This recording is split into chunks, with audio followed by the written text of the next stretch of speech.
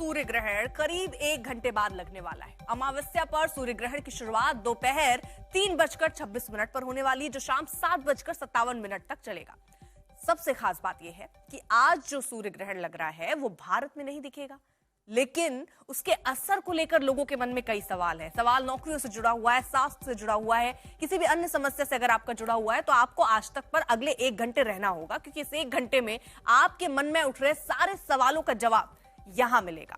हर कोई ये जानना चाहता है कि सूतक काल के कौन कौन से विधि विधान का पालन करना होगा। तमाम सवालों पर जवाब देने के लिए हमारे साथ स्टूडियो में ज्योतिषाचार्य भी मौजूद हैं। हम इसको वैज्ञानिक नजरिए से भी समझेंगे, क्योंकि इसको वैज्ञानिक एक खगोलीय दृष्टि से देखते हैं, और ज्योतिष के हिसाब से क्या है वो भी हम समझेंगे। खास मेहमान से जरा आप बता दें आपको कौन कौन खास मेहमान है। प्रोफेसर पवन सिन्हा हमारे साथ हैं, आध्यात्मिक गुरु। अनुपम वी कपिल जो कि ज्योतिषाचार्य हैं वो हमारे साथ हैं। मनीषा कौशिक ज्योतिषी हैं वो हमारे साथ होंगी। अमिताभ पांडे जी हैं, खगोल शास्त्री हैं, वो हमारे साथ हैं। वान्या आर्या ज्योतिषी हैं वो हमारे साथ हैं। और प्रवीण मिश्रा ज्योतिषी है हमारे साथ हैं। ये खाली कुर्सी देख रहे हैं, बस इंतजार हमारे एक और मेहमान का है। लेकिन शुरुआत में प्रवीण जी आपके साथ ही करना चाहूंगी, क्योंकि अब बस 1 घंटे का लगभग वक्त बचा है और सूर्य ग्रहण की शुरुआत हो जाएगी। तो सबसे पहले ये वो दर्शक जो ये जानना चाह रहे हैं कि ये सूर्य ग्रहण जो है शुरुआत इसकी होगी उससे पहले से, यानी अभी से उनको क्या करना चाहिए, ग्रहण के वक्त उन्हें क्या करना चाहिए और ग्रहण की समाप्ति पर उन्हें क्या करना चाहिए? देखिए, आपने बहुत अच्छा सवाल पूछा है, क्योंकि जब भी इस तरह की खगोलीय घटनाएं होती हैं तो लोगों के मन में ये कौतूहल होता है कि हम क्या करें क्या ना करें, हमारे ऊपर कोई अनिष्ट का प्रभाव ना हो जाए। तो देखिए, जो भारत की जनता है, भारत की जनता को हम बता दें कि आपको बिल्कुल टेंशन लेने की आवश्यकता नहीं है, क्योंकि ये सूर्य ग्रहण भारत में दिखाई नहीं देगा। तो सूर्य ग्रहण के शुरुआत से लेकर के सूर्य ग्रहण के अंत तक आप अपना जो डे टू डे वर्क है वो करते रहिए। आपको बिल्कुल भी परेशान होने की जरूरत नहीं है। अगर आप कुछ फायदा उठाना चाहते हैं तो आप मान लीजिए आप अपने ऑफिस में काम कर रहे हैं या बिजनेस में अपने काम कर रहे हैं, अपने दुकान में बैठे हुए हैं, तो जिस देवी देवता को आप मानते हैं उसके मंत्र का मन ही मन जाप करते रहिए। अगर आपने कोई गुरु मंत्र ले रखा है तो उस गुरु मंत्र का जाप करते रहिए। तो इससे क्या है, आपको पॉजिटिविटी की प्राप्ति होगी।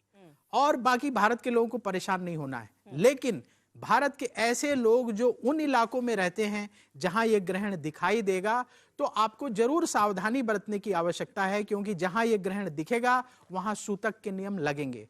तो आपको क्या करना है कि ग्रहण के समय कोशिश करें कि आप जो है एक स्थान में बैठ करके और वहां आप अपने घर में बैठ करके मंत्र का जाप करें। कोई भी शुभ काम ग्रहण के दौरान ना करें, और जब ग्रहण समाप्त हो जाए तो स्नान करें, अपने घर के मंदिर की सफाई करें, गंगा जल छिड़क करके पवित्र करें, और इसके बाद अन्न का दान करें। अन्न में क्या क्या आ जाता है, जैसे चावल दाल है, ये अन्न में आ जाते हैं। चावल दाल, आटा ले लीजिए, ऋतु फल ले लीजिए जो इस मौसम में फल मिलते हैं, और कुछ दक्षिणा रख करके किसी जरूरतमंद व्यक्ति को दान कर दीजिए। ये ग्रहण के समाप्त होने के बाद, और वहां दान करना है जहां ग्रहण ये दिखाई दे रहा है, वहां के लोगों के लिए। यहाँ के जैसे भारत में नहीं दिख रहा तो यहाँ के लोगों को बिल्कुल भी टेंशन लेने की जरूरत नहीं है। पवन जी, ये ग्रहण टेंशन लेकर आ रहा है, ये टेंशन को समाप्त करेगा?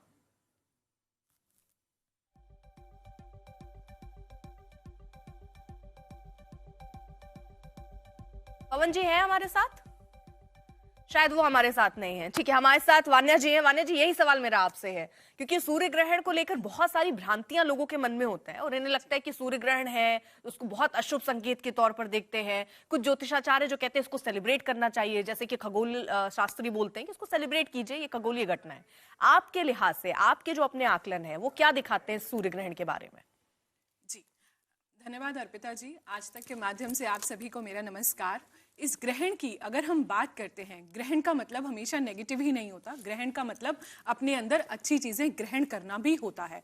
ये ग्रहण, क्योंकि ये भारत में इसका कोई भी सूतक काल जो है वो लागू नहीं है, लेकिन सौर मंडल में सूर्य तो एक ही है। अगर आप रिसर्चेस की भी बात करते हैं तो बहुत सारी ऐसे रिसर्चेस हुई हैं जहां पर ग्रहण का एनिमल किंगडम पर भी इंपैक्ट आता है, प्लांट किंगडम पर भी इंपैक्ट आता है, उनकी स्लीप डिस्टर्बेंसेस भी होती हैं। तो आज तक के माध्यम से जो लोग भी हमें विश्व में देख रहे हैं, जो हमारे भारतीय मूल के लोग जो बाहर सेटल हैं, अगर वहां पर आप लोगों को सूतक के नियम जो है वो फॉलो करने की जरूरत है। भारत के लोगों को बिल्कुल भी घबराने की जरूरत नहीं है, बिल्कुल भी डरने की जो है आप लोगों को उसको किसी भी तरह की जरूरत नहीं है। लेकिन ग्रहण वो अवसर होता है, ग्रहण काल वो समय होता है, वहां पर हम बहुत सारी चीजों को अपने अंदर एब्जॉर्ब करते हैं। आपके कुंडली में सूर्य अगर अच्छा नहीं है, राहु केतु की युति में जो है 6 से 12 में जो है आपके कुंडली में अगर है, तो इस टाइम पर आप सूर्याय नमः, ओम सूर्याय नमः, ओम भास्कराय नमः, ओम आदित्याय नमः, अगर आप ये सारे जाप करते हैं, ओम राम रीम रोम सह सूर्याय नमः, आप मानसिक जाप कर सकते हैं, आप अपना गुरु मंत्र कर सकते हैं। आप देखेंगे आपके अंदर थोड़े से बिहेवियरल चेंजेस जो हैं इस टाइम पर हो सकता है आप फील करें। अपने बॉसेस से किसी भी तरह का आप आर्ग्यूमेंट ना करें, पिता से किसी भी तरह का आर्ग्यूमेंट ना करें। जितना मेडिटेशन अगर आप कर सकते हैं, कोई भी जो है जो शुभ कार्य है, मांगलिक कार्य है, उसको अगर आप इस टाइम पर नहीं उठाते हैं तो बहुत अच्छा है। कुछ 2-4 रिसर्चेस की मैं बात करना चाहूंगी अर्पिता जी 2 लाइन में, कि प्लांट किंगडम जो होता है, जो फोटोसिंथेसिस होता है, वो जो है डिक्रीज होने लग जाती है वो एक्टिविटी। ये बहुत शॉर्ट टर्म स्लीप डिस्टर्बेंस होती है। इसके अलावा जो फिजियोलॉजिकल एक्टिविटीज एनिमल्स की भी होती है, मैमल्स पर भी इसकी रिसर्चेस हुई है, बैक्टीरियल कल्चर पर भी इसकी बहुत सारी आप ये कह रही हैं कि इसके रिसर्च हुए जो ये दिखाते हैं कि बहुत सारे जो प्राणी हैं उनमें इसका असर होता है। अच्छा, अमिताभ जी शायद आपकी इस बात से इनकार करेंगे, क्योंकि इससे पहले जब हम चर्चा कर रहे थे तो उन्होंने कहा कि ऐसी कोई रिसर्च नहीं है जो ये बताती हो कि किसी भी जीवित शख्स पर कभी कोई असर पड़ा हो सूर्य ग्रहण का। बैक्टीरिया, वायरस, कीड़े मकोड़े, पतंगे, कुत्ते, बिल्ली, गाय, भैंस, बैल, होमोसेपियन इंसान, किसी भी किस्म का इन पर कोई असर अभी तक देखा नहीं गया है। अगर ऐसा कोई साइंटिफिक पेपर है जो किसी पीयर रिव्यूड साइंटिफिक जर्नल में छपा है, मैं उसको देखना चाहूंगा। देखिए, यहाँ पर मैं एक चीज बोलना चाहूंगी कि जब वो ग्रहण होता है, जब जो भी एक नॉर्मल दिन है जिस जगह में, जब वहां पर अंधेरा होता है तो वहां पर एनिमल्स जो हैं वो कंफ्यूज हो जाते हैं कि ये दिन है या ये रात है। वो अपने कुछ एनिमल्स अपने घरों से बाहर निकल जाते हैं, कुछ अपने घरों के अंदर चले जाते हैं। प्लांट्स में भी लीव्स का जो शेडिंग प्रोसेस होता है वो भी यहाँ पर होने लगता है। ऐसे बहुत आप किसी रिसर्च का जिक्र कर रहे हैं? हाँ, ऐसे बहुत सारे लिंक्स हैं जो हम इस प्रोग्राम के बाद हम शेयर डेफिनेटली कर सकते हैं। अगर ये डेटा और कंटेंट अगर हमें कहीं से मिला है, तभी उस स्टडी को जो है हम यहाँ पर आज तक आपके मोर्चे को और आगे बढ़ाने के लिए मनीषा जी भी हैं और वो कह रही मेरे पास कुछ है। जी मनीषा जी। देखिए, जब हम साइंस की बात करते हैं ना, so I am also a science student, मैंने इंजीनियरिंग में ग्रेजुएट किया है, तो इसलिए मैं ये समझती हूँ कि कोई भी जो साइंस स्टूडेंट होगा ना, जिसने साइंस को ढंग से पढ़ा होगा, तो he will definitely explore into the world of possibilities and probabilities. किसी चीज को ऐसे ही नकार देने से जो बजाय साइंटिस्ट जो हैं या साइंस जो हैं हर चीज को एक्सप्लोर करना चाहती है पहले। दूसरी चीज एक होती है कि जो हमने रिसर्च किया या जो रिसर्च हमारे सामने आया हम उसे माने। दूसरी होती है टेक्स्ट बुक, जो लोग सिर्फ they who are confined to only text book की ऐसा लिखा है तो ये होगा। 2 एग्जाम्पल्स आपके साथ मैं अर्पिता जी शेयर करती हूँ, आपको शायद हमारे ऑडियंस को भी समझ आएगा। किसी ने कहा, या हम ये कहें कि ये अब आप गूगल करें कि एक ह्यूमन बॉडी में कितने सेल्स हैं, तो आपको आंसर मिलेगा कि आमतन जो है 30 to 40 ट्रिलियन सेल्स जो है वो ह्यूमन बॉडी में है। हम में से कितने लोगों से बैठ के गिनेंगे? जस्ट बिकॉज कहीं पे ये चीज डॉक्यूमेंट हुई है, वी आर बिलीविंग इट। आप जो चीज देख रहे हैं सिर्फ ये जरूरी नहीं कि वही सत्य है। हमें हमारे घर में वाईफाई जो है अवेलेबल हैं, आपको ना तो वो वाईफाई किस तरीके से वर्क कर रहा है ना तो वो नजर आ रहा है, आपको सिर्फ आपके मोबाइल पे, आपके लैपटॉप पे वो सिग्नल्स नजर आ रहे हैं और आपका इंटरनेट कनेक्ट हो रहा है तो आप मान पा रहे हैं कि हाँ ये चल रहा है। उसी तरीके से जब हम सूर्य ग्रहण की बात कर रहे हैं, as astrologers also we are not here to justify कि ये हो रहा है या नहीं हो रहा। हम इतने सालों से नेशनल टेलीविजन चैनल्स पर क्या इम्पैक्ट आता है उसके बारे में बात करते हैं। कहीं पर भी डराने का पर्पस ना एस्ट्रोलॉजर्स का रहा है ना किसी का भी नहीं रहता, सिर्फ इसके इम्पैक्ट को स्टडी किया जाता है। जब हम सूर्य ग्रहण की बात कर रहे हैं, बिल्कुल सही कहा मेरे फेलो एस्ट्रोलॉजर्स ने कि यहाँ भारत में सूर्य ग्रहण दर्शनीय नहीं है, बट दैट डजंट मीन कि यहाँ पे सन का जो रेलेवेंस है आज खत्म हो गया है। सूर्य हमारे लिए, सबके लिए एक ही है। आप भले यूके में बैठे हो, यूएस में बैठे हो, यूरोप में बैठे हो या इंडिया में बैठे हो, तो इसका इम्पैक्ट जो है वो आता है। किस तरीके से, एक कॉमन एग्जाम्पल के साथ मैं समझाने की कोशिश करती हूँ कि हम ग्लोबल इकोनॉमी की बात करें। भगवान ना करे ऐसा हो, अगर मान लो यूएस में इकोनॉमिक क्राइसिस आते हैं तो हमें यहाँ फिजिकली बैठे हुए वो क्रैश नहीं नजर आएगा, लेकिन ऐसा नहीं है कि इम्पैक्ट नहीं आएगा। मार्केट गिरती है, रुपी जो है अफेक्ट होता है, जॉब मार्केट अफेक्ट होता है, उसके साथ साथ गवर्नमेंट पॉलिसीज जो है वो चेंज करती है। तो ये सब चीजें क्या है, इम्पैक्ट है।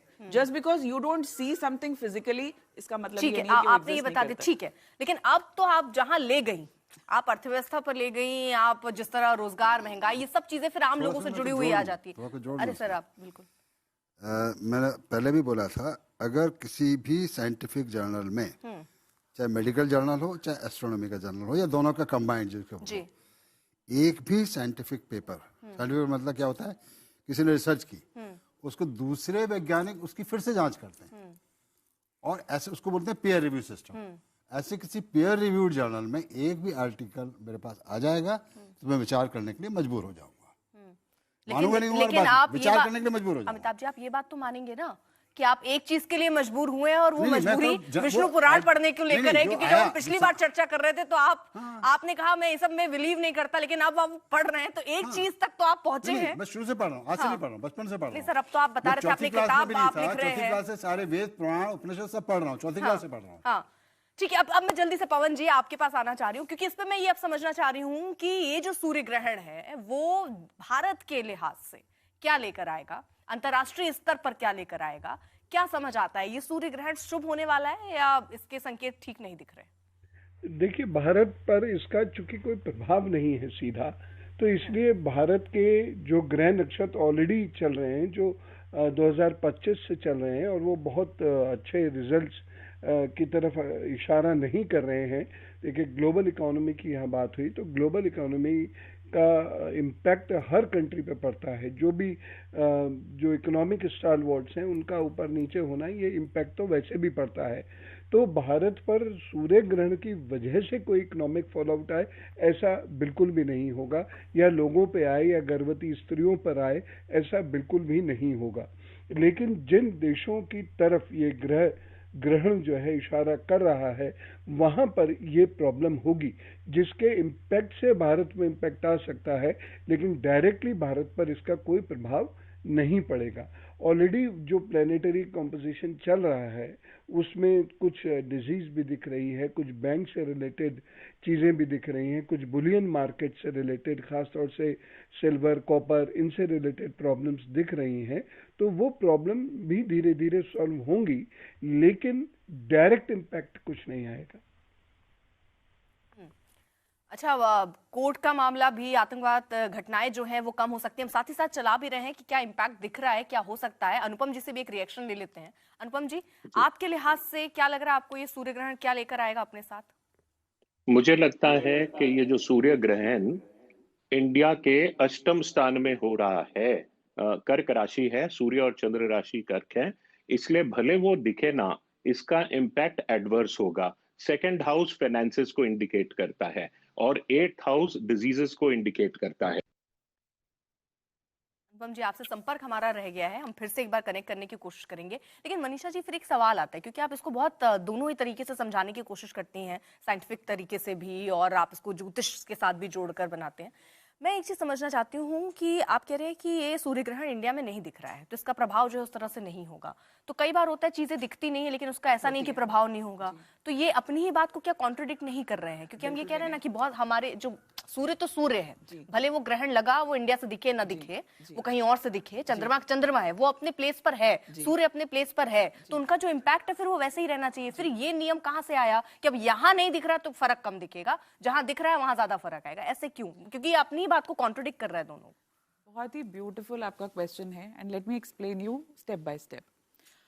जब कोई भी इवेंट होता है किसी की कुंडली में भी, अगर हम अपनी आपकी मैं कुंडली की बात करूं, तो कोई एक प्लैनेट रिस्पॉन्सिबल नहीं होता एक ही चीज को करने के लिए।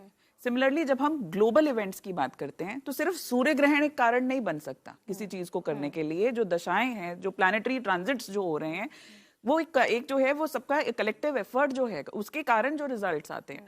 सो आई एम ग्लैड कि you asked this question, because ये बहुत लोगों के दिमाग में रहता है वो ग्रहण आ रहा है। ऐसा नहीं है कि ये ग्रहण का जो फेज है, अब ग्रहण है उसके बाद जो है वो ये सूर्य ग्रहण है, फिर चंद्र ग्रहण आ रहा है, तो ऐसा नहीं है कि अभी होगा पूरे साल और कुछ होगा ही नहीं। इम्पैक्ट जो है, हम इम्पैक्ट की बात कर रहे हैं, जो धीरे धीरे चीजें नजर आती हैं।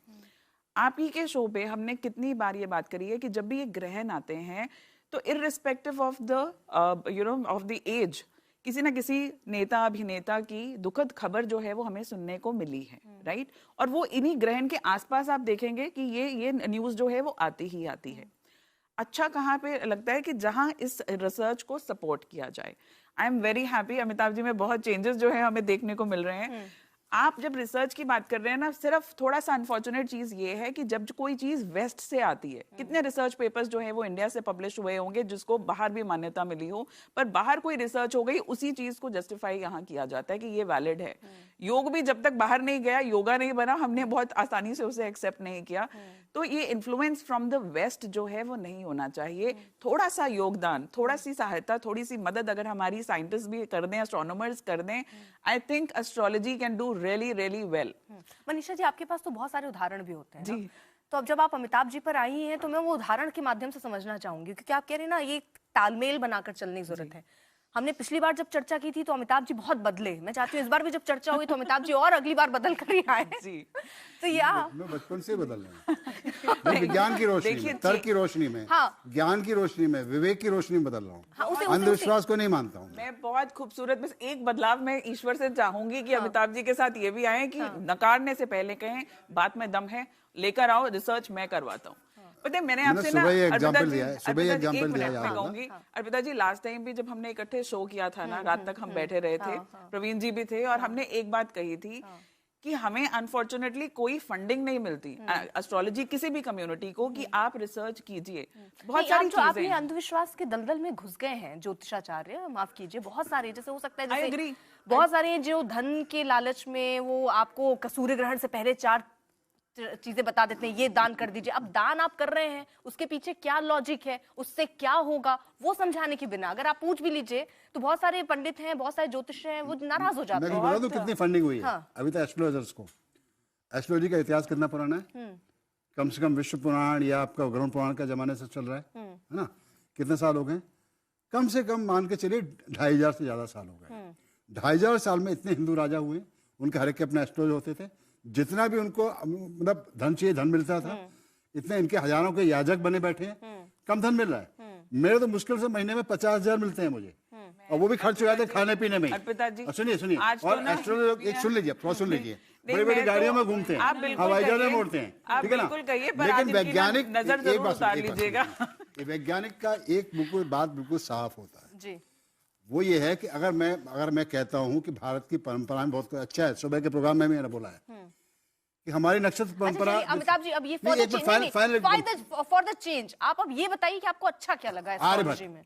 आर्यभट्ट जिन्होंने बताया था पृथ्वी कदम के फूल जैसी गोल है और अपनी धुरी पर घूमने से दिन रात होते हैं। इसके लिए उनको क्या क्या इतना निशानी पड़ी? भास्कराचार्य ने उनके बारे में क्या बोला था?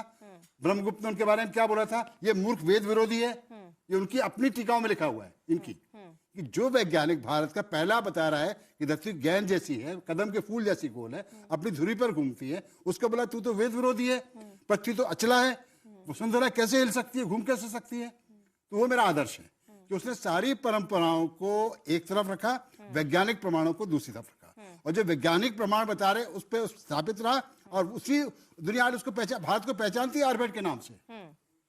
तो ये जैसे विश्व पुराण में बता रहा था कि उस समय जो ध्रुव तारा होता था, आज का ध्रुव तारा नहीं था। पवन जी कुछ कहना चाह रहे हैं शायद। पवन जी जी, मुझे अमिताभ जी की बातें अपनी जगह बिल्कुल ठीक है, और देखिए जो साइंस होती हैं, हर साइंस की एक अलग यूटिलिटी होती है, एक अलग पैराडाइम होता है, और एक अलग काम करने का तरीका होता है।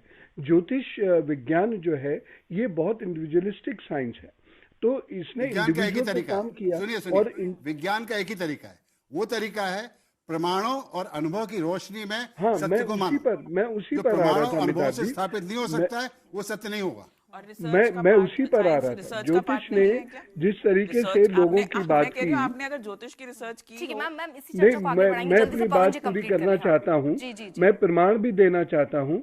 देखिए एक पेपर छपा था 2011 में, influence of solar eclipse on sea water. ये 2 इंडियन साइंटिस्ट ने, नेचुरल साइंस में ये पेपर छपा था, solar eclipse on sea water. इसकी रिसर्च आप देख सकते हैं अमिताभ जी, और बाकी लोग भी देख सकते हैं। इसमें बिल्कुल साइंटिफिक तरीके, क्योंकि दोनों ही लोग साइंटिस्ट हैं, तो उन्होंने इस चीज को बहुत अच्छे से समझाया था। उसके बाद एक चीज मैं और कहना चाहूंगा जिस पर बहुत काम हो रहा है, वो है डॉक्टर एवरेस्ट। हालांकि ये थोड़ी पुरानी स्टडी है, 1933 की स्टडी है, लेकिन इस स्टडी पर भी बहुत काम हो रहा है। दरअसल हमारे साइंटिस्ट भी कुछ कुछ वैसा ही कर रहे हैं जैसे जिसका वो आरोप एस्ट्रोलॉजर्स पे पवन लगाते जी, हैं। यहीं से बात को मैं आगे बढ़ाऊंगी क्योंकि आप भी यहाँ अपने तर्क रखना चाह रहे हैं, मनीषा जी भी यहाँ पर कुछ बोलना चाह रहे हैं। और ये जो सूर्य ग्रहण की पूरी चर्चा है ये खगोल शास्त्री और ज्योतिषाचार्यों के बीच में द्वंद्व में भी तब्दील हो जाती है कई बार।